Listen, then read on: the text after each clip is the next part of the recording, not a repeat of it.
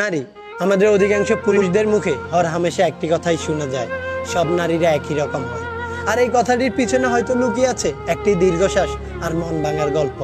এখন প্রশ্ন হচ্ছে, সত্যি কি সব নারী একই রকম হয়? সত্যি কি সবাই বেঈমান আর বিশ্বাসঘাতক হয়? উত্তর হচ্ছে না, সব নারী এক হয় না, সবার চিন্তাধারাও সেম হয় না। আমি এমন নারীকে দেখেছি যে তার ভালোবাসার মানুষটির হাত লাইফের শেষ সময় পর্যন্ত শক্ত করে আঁকড়ে ধরে রেখেছে।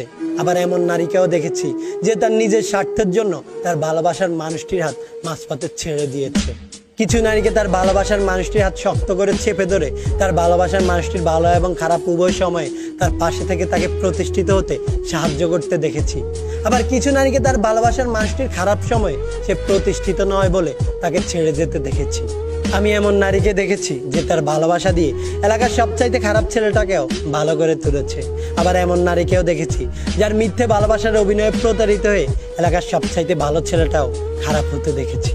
কেউ ভালোবাসার মানুষটির সামান্য ভুলে তাকে ছেড়ে যেতে দেখেছি। আবার ভালোবাসার মানুষটি হাজারো ভুলের পরেও অনেককেই তার ভালোবাসার মানুষটির ভুল শুধরে নিয়ে একসাথে সারা জীবন থাকতে দেখেছি। কেউ অযোগ্য বলে ছেড়ে চলে যায়, আবার কেউ যোগ্য অযোগ্যের সমীকরণটা পাশে রেখে একসাথে বাকি জীবন পথ চলতে চায়। আসলেই সব নারী এক নয়। নারীদের মুখে একটি প্রবাদ সচরাচর শোনা যায়, আমি নারী, আমি চাইলেই সব পারি। সত্যি, নারীরা চাইলে সবই পারে। চাইলেই মায়ের রূপে আবর্তিত হয়ে তার সন্তানকে আগলে রাখতে পারে, আবার চাইলেই বেঈমান আর বিশ্বাসঘাতক প্রেমিকার রূপে আবর্তিত হয়ে একটি পুরুষের সুন্দর জীবনটাকে অন্ধকারে ঠেলে দিতে পারে।